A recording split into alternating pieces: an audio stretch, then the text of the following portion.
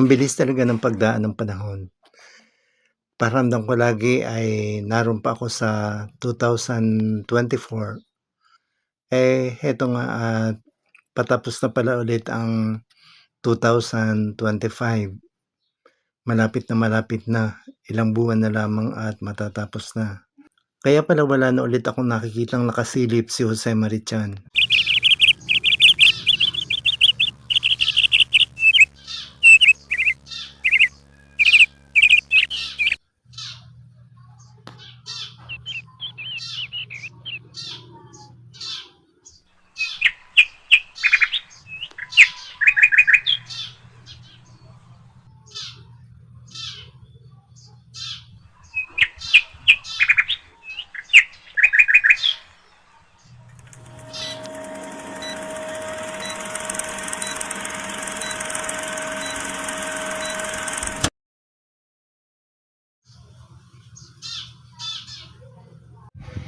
Magandang araw po sa inyong lahat.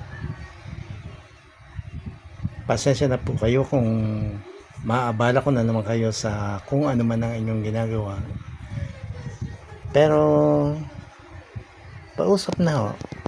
Dahil siyempre kailangan na rin ng manonood, ng mga magla-like, ng mga magsishare, ng magko-comment, at siyempre lalong-lalo na yung magsusubscribe.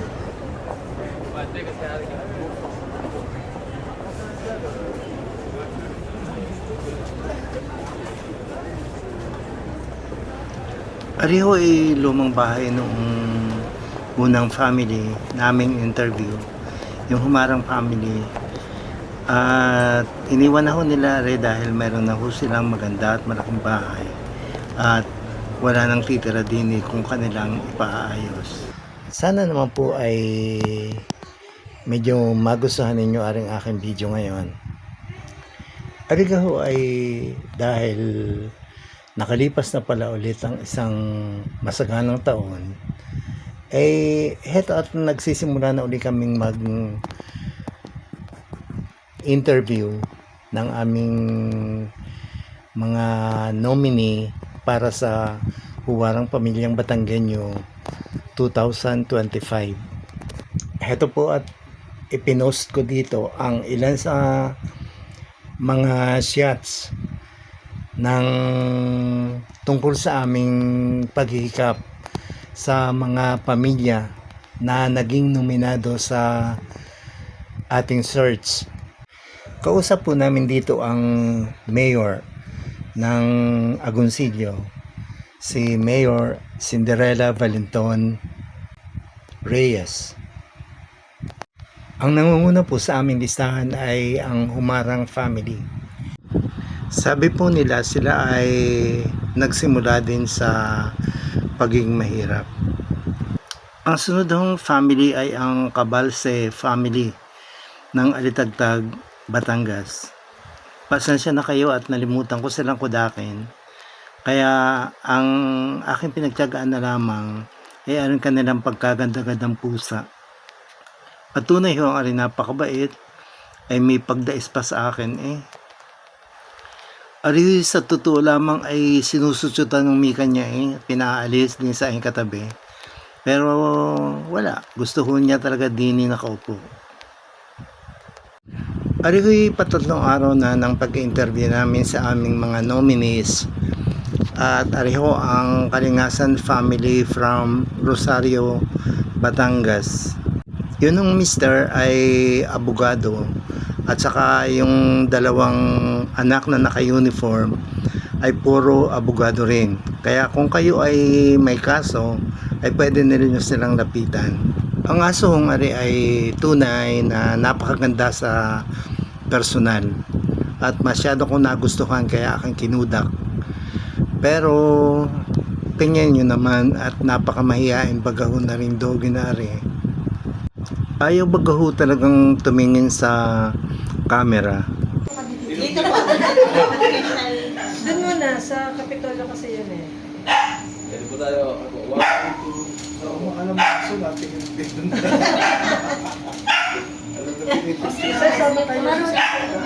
Tapos tama na po. Tama tayo. Ang pamilya Gahong Ari ay napaka-religious. Kaya yung kanilang bahay ay pagkakadami yung malalaking rebulto. Kaya naisipan kong mag-selfie din sa katabi ng malalaking rebulto.